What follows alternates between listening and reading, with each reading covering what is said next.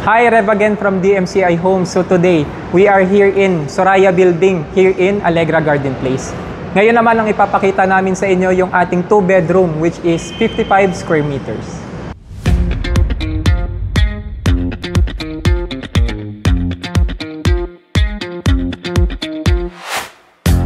Hi, this is Rev Carlos from LG Division, Team Warrior Knights.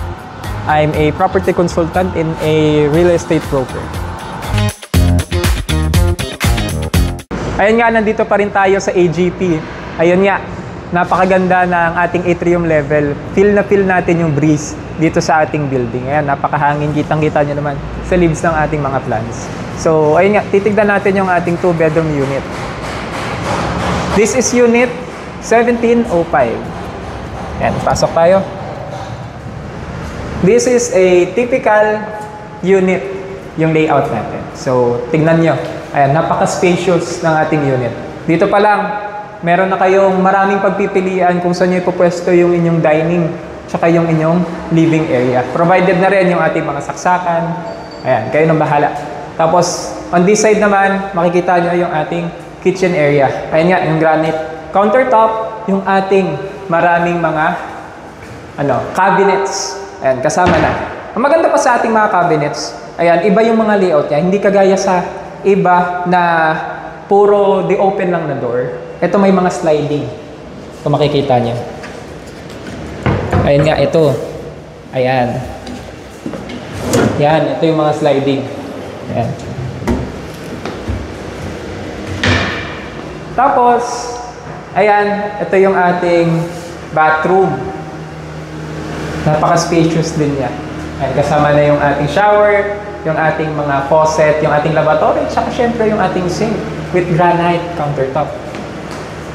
At hindi mawawala sa ating 2-bedroom typical unit, yung ating provision para sa ating washer and dryer, which is optional for you na pwede nyong lagyan ng mga gamit nyo. Pwede kayo mag-stock ng mga sapatos, ng inyong mga gamit na hindi na napapakinabangan or ginagamit. Pwede nyo siyang stock lang dyan. And ayun nga, may sarili na siyang ilaw and pwede niyang isara. O, diba? Pagka sinara mo, hindi na siya halata. Parang part na siya ng aesthetic ng unit. Yan. Tignan natin yung ating second bedroom. Ito yung smaller bedroom natin. Though smaller bedroom siya, dun sa ating 2 bedroom, napakalaki pa rin yan. Ayan, kasyang-kasya yung ating bed here. Pwede ka pang maglagay ng cabinet.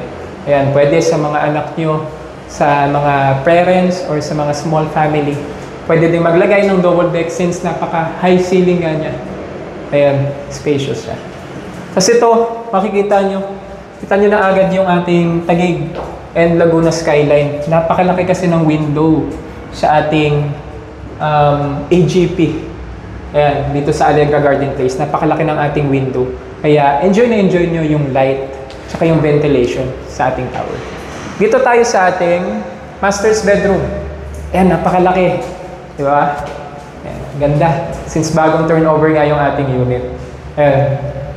Dito, pwede nyo ipwesto yung inyong bed. Pwede din kayo maglagay ng TV. Sobrang laki ng unit. Ito, isa pa sa paborito ko sa AGP is pagka binuksan mo yung balcony, mag-i-step ka na lang sa sobrang luwag, sobrang laki ng unit. Ayan.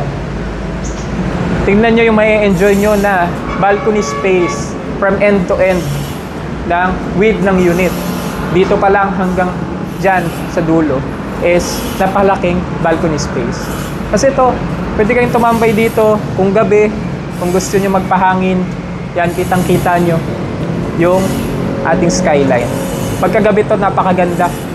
Ayan, makikita nyo yung city view dito sa Pasig. Ayan. Ngayon namang umaga, napaka-presko pa rin. Though nasa mid-floor tayo ng tower is minimal na yung ating sound o yung ingay. Tapos, ayun nga, kung meron kayong inquiry regarding this unit or this project, just send me a message. Any DMCI Homes project, you can also email me. Ayun nga, kontakin nyo lang ako sa contact details below or dito sa contact details na provided sa video. Yun lang, salamat, stay safe.